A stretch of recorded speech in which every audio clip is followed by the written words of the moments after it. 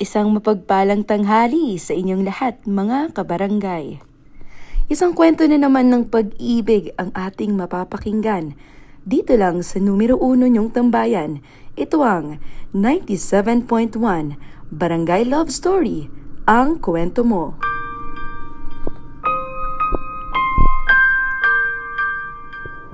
Ang kwentong tampok natin sa araw na ito ay hindi kagaya ng ibang kwento na nagtatapos sa happily ever after.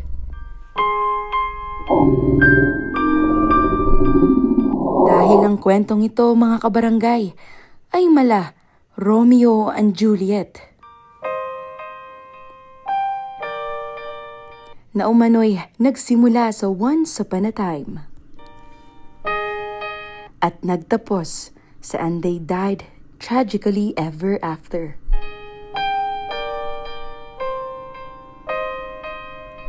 Dear Papa Bubot, itago niyo na lamang po ako sa pangalang Primitiva. Nagsimula po ang aking kwento noong gabing kaming dalawa lang ni Ricardo ang nagsasama sa isang kwarto na kung saan ang mga hubad naming katawan ay parehas naming nasilayan.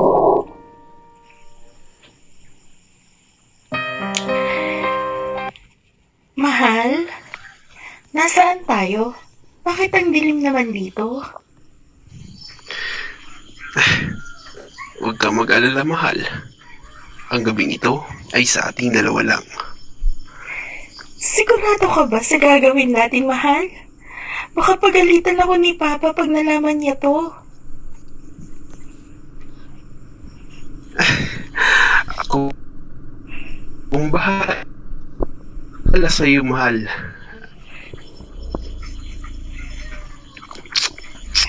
Mahal, nakikiliti ako.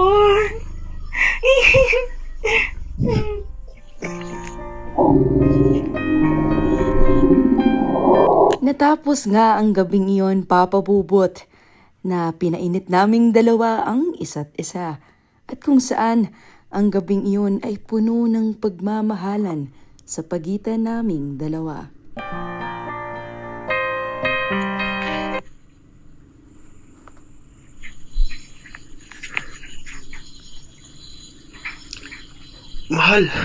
Mahal, gising na, umaga na. Baka hanapin ka na ng papa mo.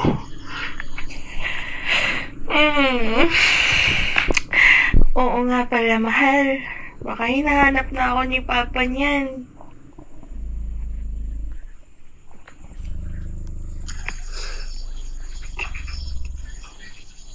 Oh, mag-almusal ka muna, mahal.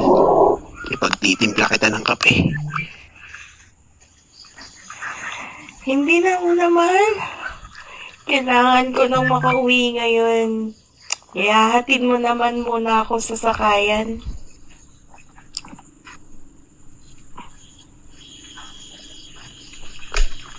Sigurado ka, mahal?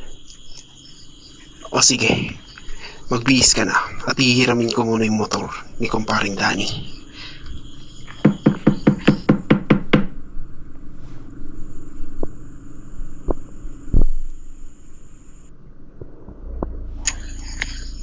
Oh, paring Danny. Tao po. Paring Danny. Oh, ikaw pala, Ricardo. Ang aga mo naman ata, may problema ba? Wala si pare mong Danny. Nasa sakahan siya ngayon. Ha? Hihiramin ko sana yung motor niya, Mare. Ihatid ko lang si Primitiva sa sakyan. Ganun ba? O sige. Iwan niya rin naman yung susi sa akin. Sabihin ko na lang pag uwi niya. Sige, Mare. Maraming salamat.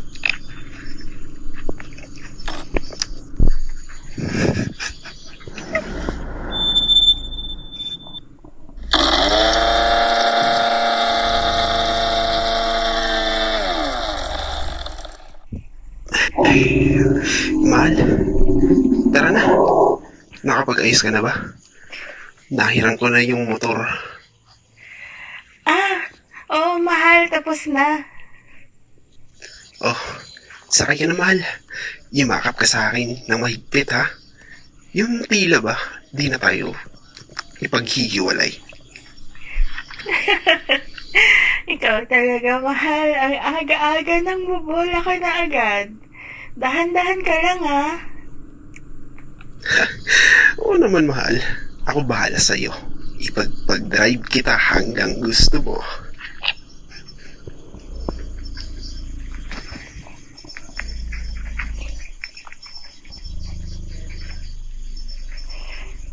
Yaya?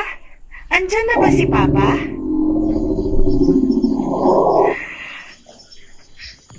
Ay, opo ma'am. Kanina niya pa po kayo hinahanap. Mukhang galit nga po siya eh. Ganun ba?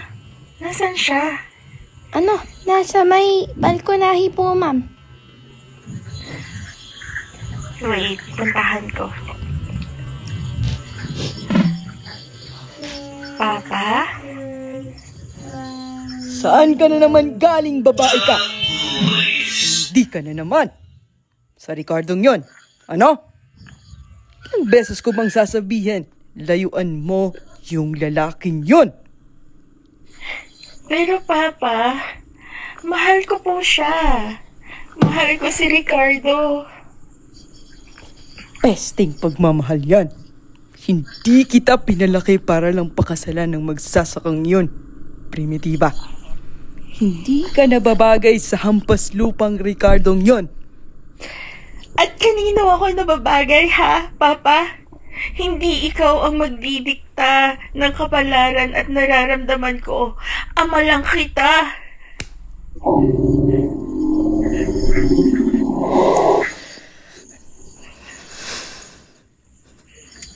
Abat, ang kapal ng mukha mo para sabihin sa akin na ama mo lang ako. Oo, ama mo lang ako pero ako pa rin ang masusunod kung anong gusto ko. Sige, sa ayaw at gusto mo, uuwi ka sa US. Bukas na bukas! Doon ka natitira sa ate mo! Pero Papa, ayaw ko.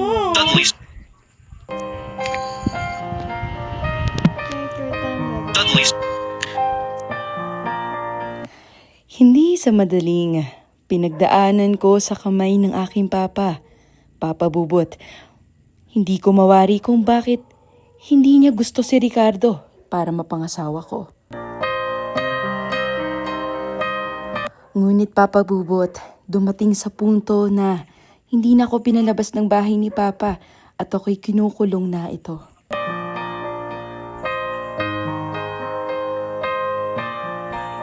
Primitiva, sis.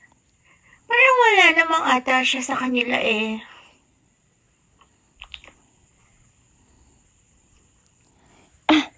Wait, nandyan siya sis. Ayun, yung sasakyan niya.